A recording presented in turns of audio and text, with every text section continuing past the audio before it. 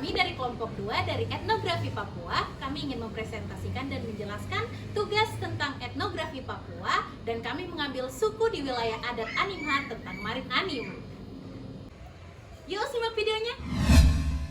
Sebelum mengetahui banyak hal tentang suku Marin Anim, ada baiknya kita mengetahui apa sih suku Marin Anim itu. Suku Marin Anim merupakan salah satu suku bangsa yang ada di Papua.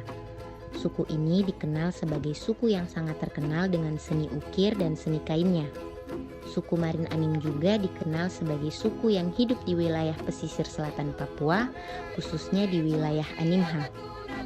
Dalam video ini, kami akan membahas tentang lingkungan dan demografi suku Marin Anim di wilayah Animha, termasuk asal mula dan sejarah, bahasa, sistem teknologi, sistem mata pencaharian, organisasi sosial, sistem pengetahuan, kesenian, serta sistem religi suku Marin Anim.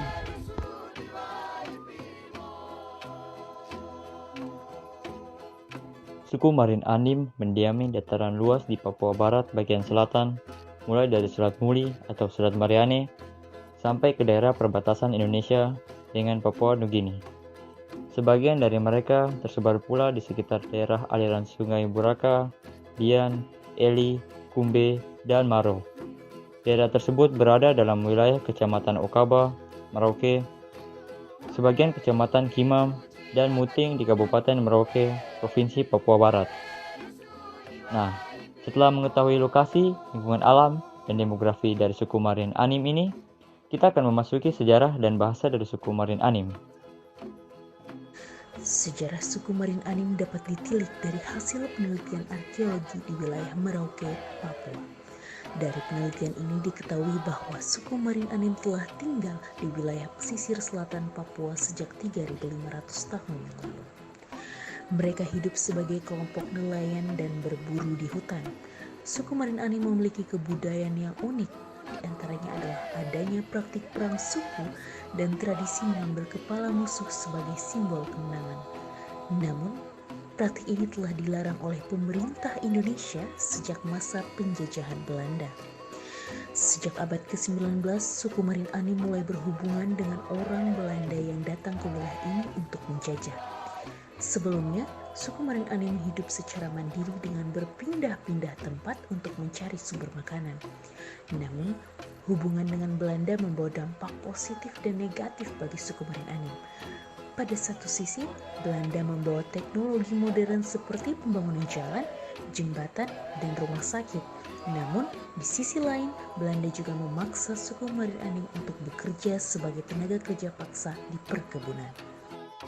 Bahasa suku Marin Anim memiliki sistem fonologi yang kompleks dan terdiri dari 26 konsonan dan 5 vokal. Sistem tata bahasanya juga sangat kompleks dan memerlukan pemahaman yang mendalam untuk menguasai bahasa ini. Selain itu, bahasa suku Marin Anim juga memiliki dialek yang berbeda-beda, tergantung pada wilayah geografisnya.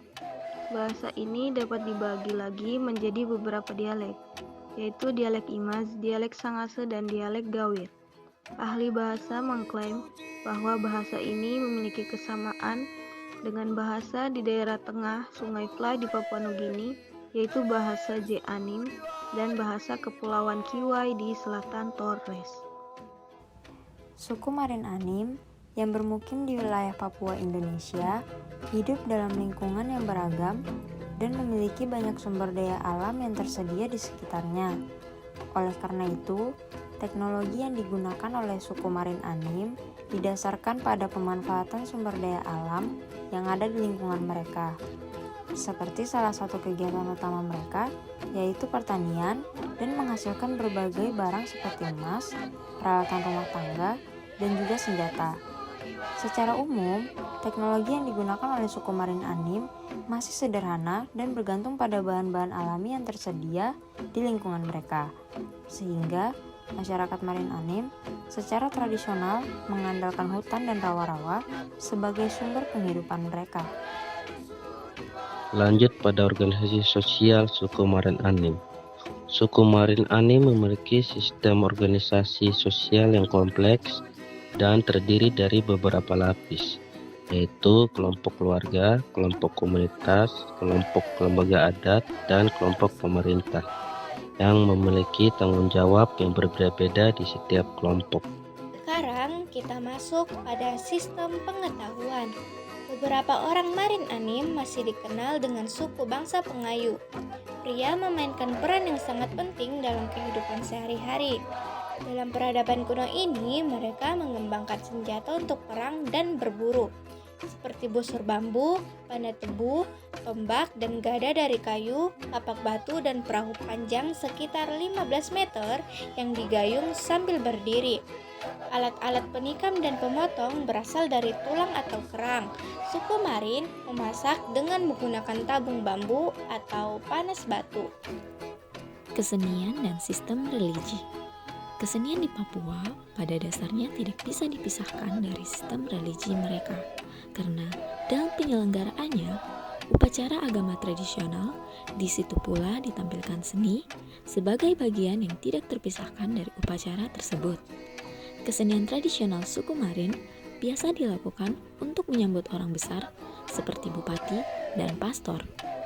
Hal ini dilakukan dengan menyanyikan lagu-lagu, memainkan tifa, dan menari.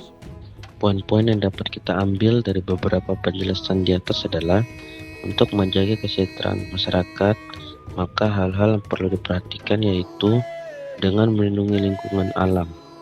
Daerah yang didiami oleh suku Marin Anim memiliki lingkungan alam yang unik dan berharga, namun juga rentan terhadap kerusakan akibat perubahan iklim dan aktivitas manusia. Oleh karena itu, perlunya ada upaya untuk melindungi lingkungan alam di daerah tersebut, baik melalui program konservasi atau pengolahan sumber daya alam yang berkelanjutan.